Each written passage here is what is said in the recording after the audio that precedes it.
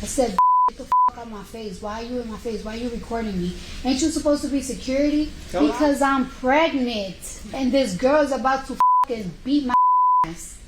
Hello?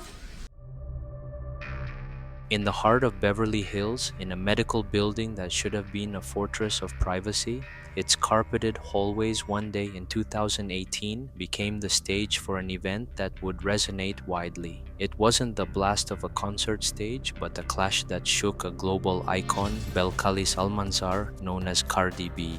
At the peak of her career, while desperately keeping her pregnancy a secret, she faced an incident that would later trigger a major lawsuit. This is a story of privacy under pressure, heightened emotions, and the price of an argument that ended in a courtroom.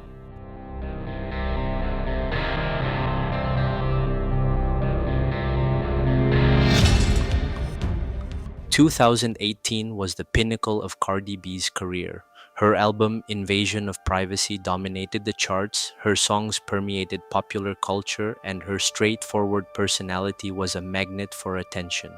From the Bronx to Beverly Hills, her story was a modern fairy tale of talent and hard work. Ironically, while celebrating a work titled Privacy, her own personal space was put to the test. It is here that the core of our perspective is formed. Privacy under pressure, a time when personal boundaries are forcibly stretched under the public spotlight. Behind the glittering spotlight, Cardi was keeping a very private piece of news. She was pregnant, expecting her first child with Offset. She wanted to guard this vulnerable moment closely. The decision to keep the pregnancy a secret was not just a celebrity's choice, but the emotional need of an expecting mother to protect herself and her baby from the relentless glare of publicity. Within that framework, a routine visit to the obstetrician should have been a quiet respite. However, not all plans go smoothly. In a narrow hallway, Cardi's world collided with that of Emani Ellis, a security guard. That neutral space suddenly became a thin line between a patient's right to privacy and the demands of openness placed on a public figure. An inevitable conflict was born from the clash of two realities. Ellis was on duty to ensure order. Encountering a public figure might not have been new for her, but she never imagined one brief interaction could drag her into a whirlwind of media attention and a legal dispute. In Ellis's eyes, the corridor was a space of order. In Cardi's eyes, that corridor felt like an extension of her private space. Difficult questions arose. Who has the right to dictate distance, to hold back a camera phone, and to determine boundaries? This story is not just a personal dispute. It is a complex reflection of celebrity power dynamics, the threat to privacy, and a protective maternal instinct, all meeting in one brief moment and then rolling into a long wave involving the law, public opinion, and the mass media. This is the matter of Cardi B versus Emani Ellis, which forces us to look at the price of fame, vulnerability, and the truth that lies between conflicting testimonies. Every glance, step, and word became a test of boundaries that should have been maintained. To understand the case, we return to that hallway. As Cardi exited the elevator, she claimed to have sensed a danger signal. She saw Ellis, heard her name being called, and saw a phone being raised in a way she interpreted as recording. For Cardi, that was a form of invasion. The world did not yet know about her pregnancy, and the thought of that intimate moment being spread without permission felt threatening. It was at this point that patient privacy met the unquenchable curiosity of the public. "I'm a public figure," she would later testify, "but I'm also a human." At that moment, she wasn't a stage star, she was Belcalis, a pregnant woman justifiably feeling wary. Her words underscore the frame of the story. Fame does not cancel the right to personal space, especially during a pregnancy. A reaction occurred, emotions ran high, words were exchanged. On the witness stand years later, Cardi did not try to erase her words. She repeated them clearly. I said, get the fuck out on my face? Why are you in my face? Why are you recording me? Ain't you supposed to be security? Tell it to her now. Go ahead. In her version, the exchange stopped at the verbal level. A mere emotional outburst resulting from feeling her privacy was threatened. No touching, no physical attack. After that, she continued on her way to the doctor's office. The private line she had requested, in her view, had been re-established. For Ellis, the picture was not the same. She described a traumatic experience alleging demeaning treatment and physical actions that left a mark. She claimed Cardi scratched her face with nails that were about 2 or 3 inches long, tried to swing at her but missed before body shaming her, calling her a racial slur, and spitting on her. Here, the difference in perspective is clear. One party felt they were maintaining personal distance. The other felt their safety in their workspace had been violated.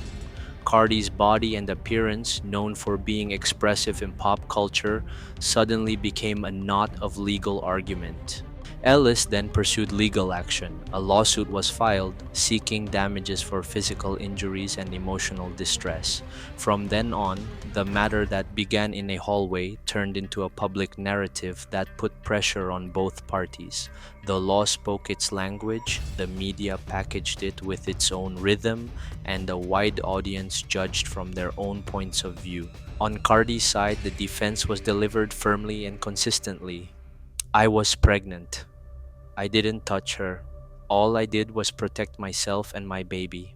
Within the frame of privacy under pressure, this sentence is not just a defense, but a thesis linking her actions and words to the drive to protect her private space amidst pressure. Finally, 2 versions of the truth faced off in court. There was no video recording from the hallway. The jury was asked to weigh credibility, read body language, and examine details born from memory. That brief moment was now scrutinized under a magnifying glass, while the private line that was once sought to be protected was unraveled in public. The trial proceeded. The courtroom in Los Angeles transformed into a stage where law and fame intertwined. With Cardi B at the center of attention, her every gesture and sentence became news. The pressure on her privacy intensified as personal details were discussed repeatedly across various channels. Cardi's appearance in court also became a subject of scrutiny. She did not shed her style for formal courtroom attire. Her hair, clothing, and expressions remained authentic. The opposing side tried to use this to sway perception. In one viral moment, attorney Ron Rosen asked, Yesterday you had black hair, short hair. Today it's blonde and long. Which one is your real hair? Or are they both real? They're wigs. That moment revealed how personal details that should have been irrelevant were dragged onto the stage, pressuring private space and potentially sparking bias. During her testimony, Cardi was straightforward. When asked to repeat her words in the hallway, she delivered them as they were. When the lawyer pushed her to look directly at the opposing party, her attorney, Peter J. Anderson, objected and asked for civility in the courthouse, prompting the judge to intervene.